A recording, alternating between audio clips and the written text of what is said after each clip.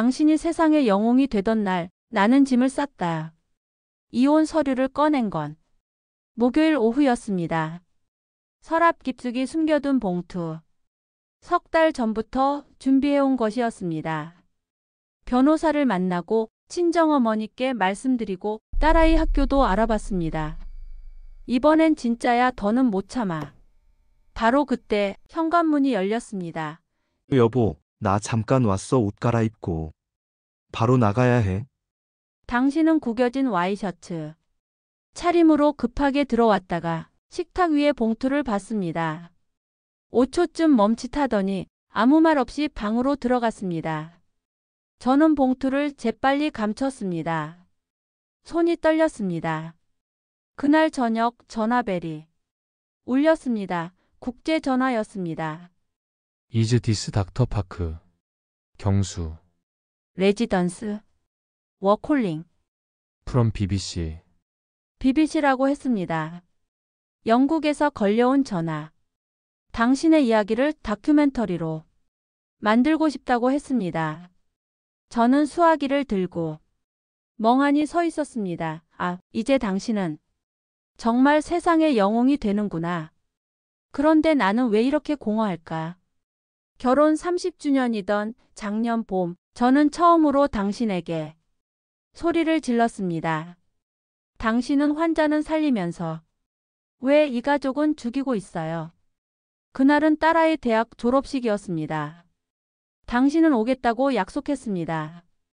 딸아이는 새벽부터 화장을 하고 제일 좋은 옷을 입었습니다. 하지만 당신은 나타나지 않았습니다. 졸업식장 앞에서 저는 딸의 손을 잡고 서 있었습니다.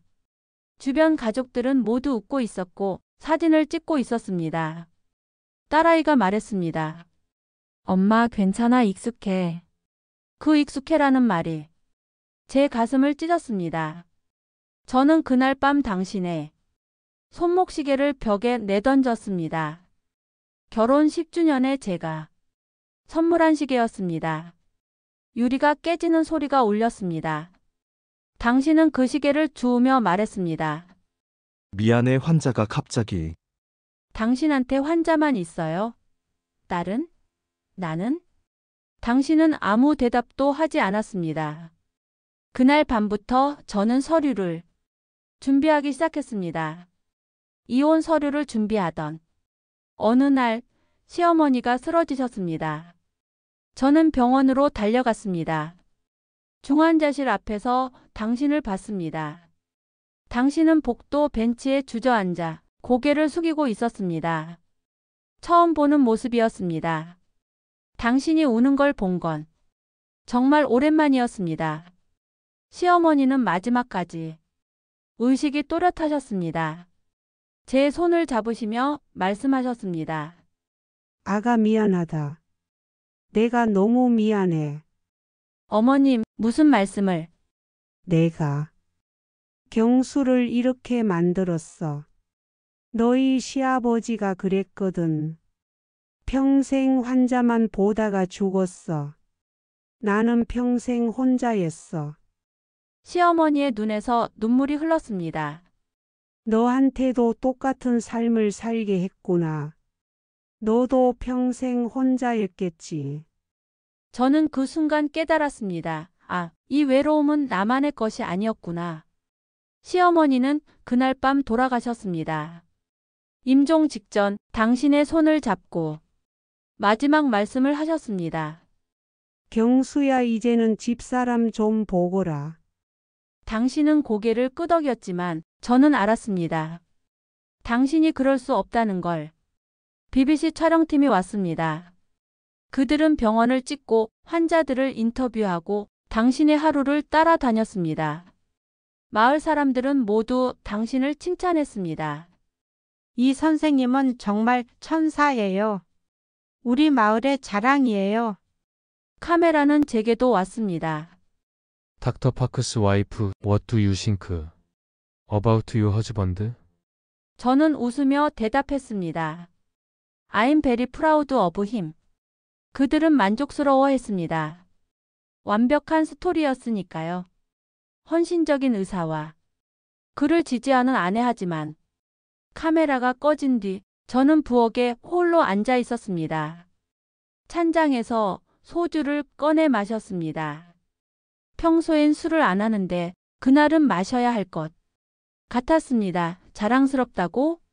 정말? 거짓말은 아니었습니다.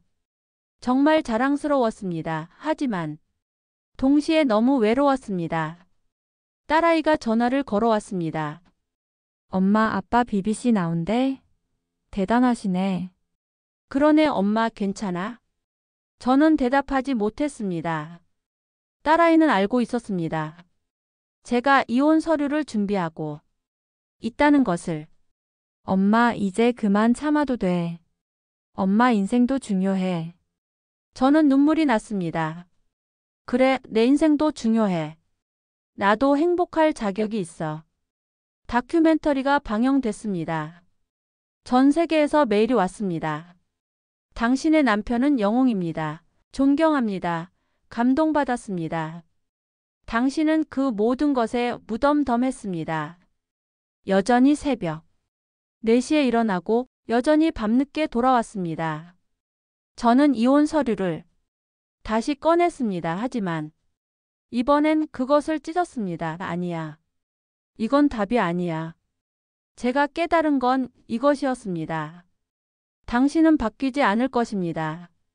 평생 환자를 볼 것이고 평생 집에 늦게 올 것입니다. 그런데 저는요? 저도 바뀌지 않을 겁니다. 평생 당신을 기다릴 것이고 평생 외로울 것입니다. 하지만 이제는 압니다. 이 외로움이 제 것만이 아니라는 것을 시어머니도 그리고 제 딸도 언젠가는 누군가를 위해 외로워할지 모른다는 것을. 저는 새로운 선택을 했습니다. 서울에 있는 상담센터에서 자원봉사를 시작했습니다. 일주일에 이틀만 저도 누군가의 이야기를 들어주기로 했습니다. 당신이 환자의 몸을 치료한다면 저는 누군가의 마음을 치료하고 싶었습니다. 어느 날 집에 돌아온 당신이 물었습니다. 요즘 표정이 밝아졌네. 저는 웃으며 대답했습니다. 나도 내 일을 찾았어요. 당신은 처음으로 정말 오랜만에 제 손을 꼭 잡았습니다. 고마워 그리고 미안해. 저는 고개를 저었습니다. 미안해하지 마요. 우리 각자의 길을 가는 거예요. 다만 가끔은 함께 걷는 거죠. 오늘도 당신은 병원에 있습니다. 그리고 저는 상담센터에 있습니다. 세상은 당신을 영웅이라 부릅니다. 하지만 저는 더 이상 영웅의 아내로만 살지 않습니다. 저도 제 이야기의 주인공입니다. 당신이 환자를 살리는 동안 저는 저를 살렸습니다. 그리고 우리는 여전히 함께입니다. 조금 멀리 떨어져서 하지만 같은 방향을 보며. 이것이 진짜 이야기입니다. 세상이 감동한 영웅의 이야기 뒤에는 홀로 서는 법을 배운 한 여자의 이야기가 있었습니다.